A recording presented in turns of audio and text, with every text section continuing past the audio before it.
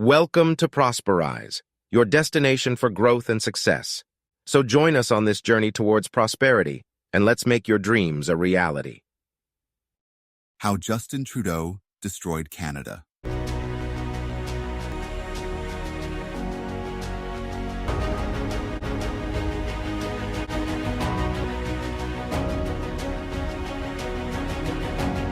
Canada, once a beacon of prosperity, is now facing a crisis under Justin Trudeau's leadership. From economic stagnation to social division, let's explore how his policies have brought Canada to the brink.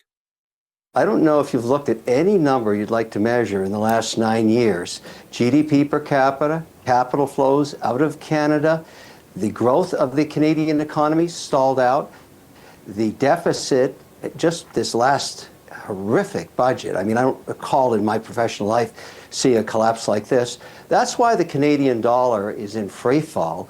It's Justin Trudeau and his policies. And remember, we have to celebrate the fact, if you want to talk about longevity, he's been very successful as a prime minister, and he did it all without any executional skills.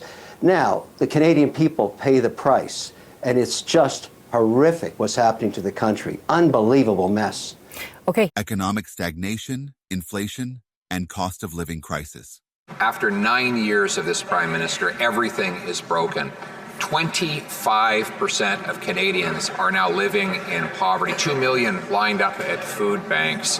38% more people are homeless. Housing costs have doubled. It wasn't like this before this prime minister, and it won't be like this after he's gone. Will he put us through another year and a half of this costly hell, or will he call a carbon tax election today so we can elect a common sense government to axe the tax, build the homes, fix the budget, and stop the crime? Canada's economy is at a standstill. Inflation is soaring, but wages remain stagnant.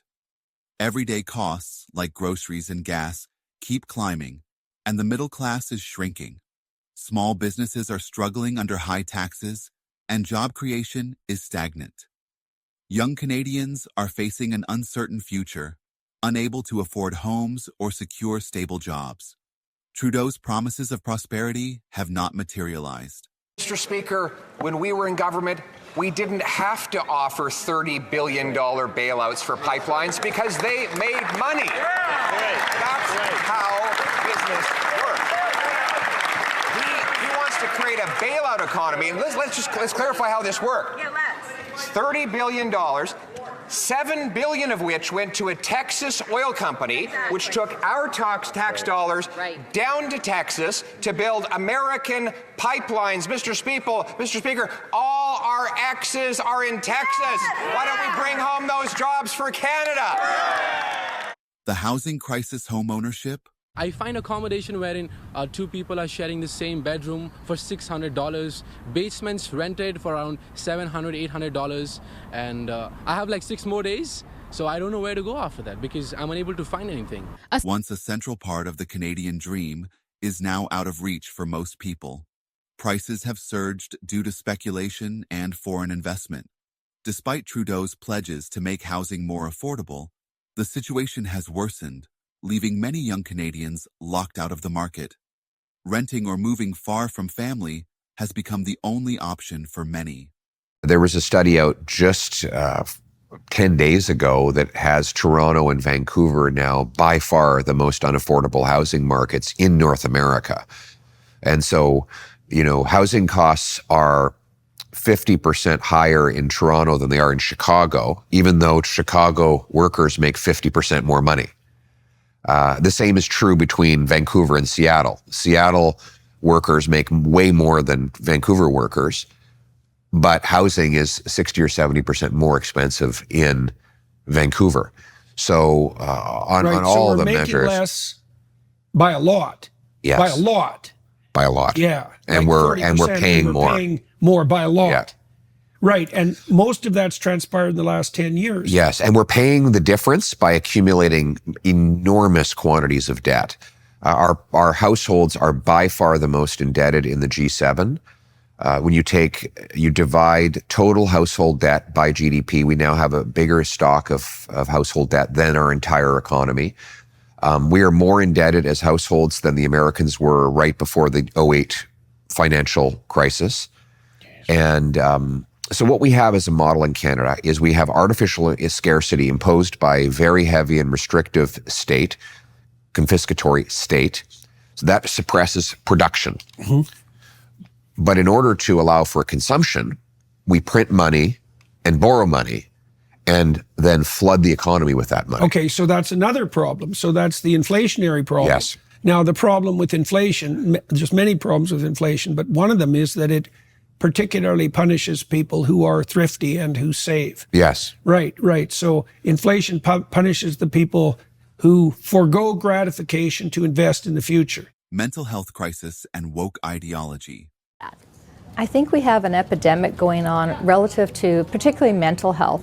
I mean, for years we've listened to the stats and the dialogue around physical health and the impact it has on our economy.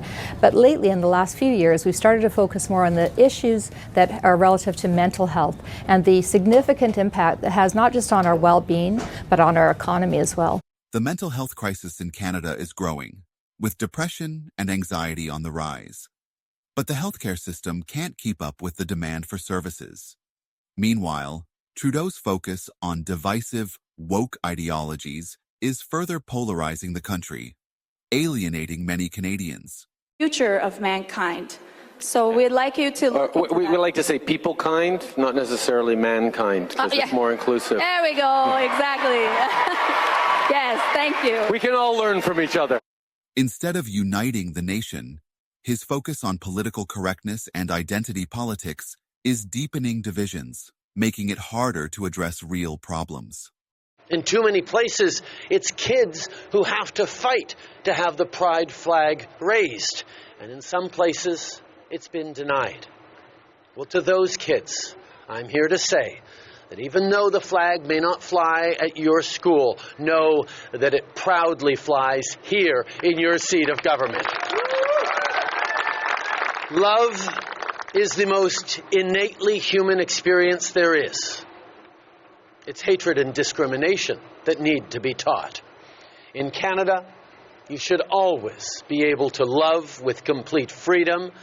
That's what our government and all of these allies behind me from multiple parties will always fight for. Mass immigration, safety, and unemployment under Trudeau. Control of our border, lost control of immigration, lost control of our finances. And that is why today I am calling on the government to fix Trudeau's broken border. I'm demanding that the Trudeau government quickly present a Canada First plan to Parliament that includes increased patrols, working with provincial law enforcement, deploying new technology, cracking down on illegal drug production and trafficking, tightening visas, securing our ports, and expanding the mandate of CBSA officers to fix the broken border. The pace of immigration has increased rapidly, putting pressure on public services, housing, and the job market. We've seen massive population growth over the past years, particularly in the area of temporary workers and temporary residents. And we are now saying, okay, we need to let our communities, our infrastructures catch up to the population. Many Canadians are struggling to find work as businesses hire lower-wage immigrant labor. Unemployment is rising, especially among certain groups. Additionally, rising crime rates in urban centers are leading to safety concerns, making Canadians question whether the rapid influx of immigration is impacting their ability to live in secure neighborhoods. That immigration is out of control after 9 years of Liberal policies. They increased population growth by 200% over the last several years alone.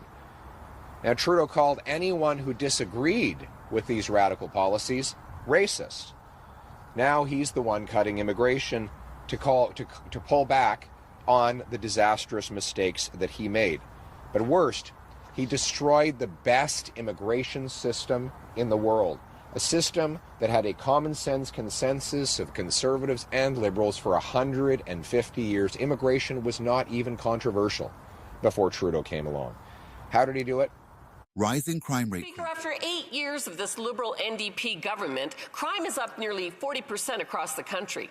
The Liberals removed jail time for car theft in Bill C-5. And since then, car theft is up 300% in Toronto and 34% overall in Canada. This Prime Minister is not worth the cost or the crime. Every 6 minutes, a car is stolen. Insurance rates have risen as much as 50% at a time when Canadians can least afford it. Common sense Conservatives will bring back jail, not bail for criminals. Violent crime, property theft, and gang violence are on the rise, particularly in major cities. Many Canadians feel unsafe, yet Trudeau's government has failed to address the root causes of crime. Instead of offering solutions, his inaction has only made the situation worse. Trudeau has pushed a dangerous and divisive ideology that separates people into different groups. His border policies have been reckless, allowing numerous ISIS terrorists to come into this country. He's allowed Samadoun to continue to foment anti-Semitic hatred on the streets. That's the consequence we have after 9 years of Trudeau. We have a 251% increase in hate crimes. 251% increase in hate crimes after 9 years of Trudeau. We need to get rid of this ugly ideology, secure our borders, ban the terrorists, and unite our people, bring people together. Make this again the country that we were promised, where it doesn't matter if your name is Martin or Mohammed, Smith, Singh or Steinberg. We're all Canadians. We have one set of common shared values and common freedom. Censorship and free speech. Canadians do not understand this. Their freedoms are already gone. What we have is the remnants of freedoms. We have the echoes and ghosts of freedoms. Free speech is being stifled. Trudeau's government has implemented policies that suppress dissent, particularly regarding political correctness and social justice issues. Many Canadians are now afraid to speak out, as expressing contrary opinions can lead to backlash. This erosion of free speech undermines Canada's democratic values, declining global influence and tensions with President Trump. Baseless and unacceptable. That is how the Indian government described the Prime Minister's bizarre theory that a convicted terrorist's presence on the trip was somehow the fault of agents working on behalf of the Indian government. Now, the Prime Minister's incompetence has severely damaged Canada's relations with the world's largest democracy and an emerging power in Asia. On the global stage, Canada's influence is declining. Trudeau's inconsistent foreign policy has left Canada sidelined in key global discussions. We helped the Americans crush the Taliban and ISIS, whereas this Prime Minister couldn't even shoot down a Chinese weather balloon over northern Canada. Now he wants to impose a tariff on his own companies, a 61 cent a liter carbon tax, 300% higher than it is right now. His strained relationship with President Trump, who was re-elected in 2024, can isolate Canada from crucial trade and diplomatic opportunities. While the U.S. moves forward, Canada risks being left behind. But why are we supporting a country, $200 billion plus a year? Our military is at their disposal. All of these other things, they should be a state. That's why I told Trudeau when he came down, I said, what would happen if we didn't do it? He said Canada would dissolve. Canada wouldn't be able to function if we didn't take their 20% of our car market. You know, they send us hundreds of thousands of cars. They make a lot of money with that. Education crisis and student debt. I don't have a place, so I don't know how it's going to go. Yeah, it's pretty stressing, and you might see me smiling, but there's a lot of pressure here. Education is becoming a financial burden. Tuition fees are rising faster than inflation, and student debt has reached unsustainable levels. Despite Trudeau's promises to make education more affordable, many students are drowning in debt with no relief in sight. The next generation is left struggling with loans, which will burden them for years to come. In Ontario alone, back in 2018, more than 1 out of 6 people who declared insolvency indicated that student loans played a part. So if you extrapolate that across the rest of the country, we're talking about 22,000 former students declaring bankruptcy in 2018 alone, at least in part because of student debt. So just from that very specific point, yes, of course it would have an impact on the lives of those people. But, debt also impacts whether or not you can make major life decisions, or when you can make them, whether you can get married, have kids, buy. So, under Justin Trudeau, the nation has seen a steady decline in its economy, social unity, and global influence. With business leaving, rising inflation, the housing crisis, mass immigration challenges, and growing division have left the country in turmoil. 5%, I repeat, 95% of the founders believe that Canada is not the best place to grow the company. The numbers don't lie. Without leadership that addresses these issues, Canada's future remains uncertain. If you enjoyed this video and found it helpful, please consider subscribing to our channel so you can stay up to date with our latest content.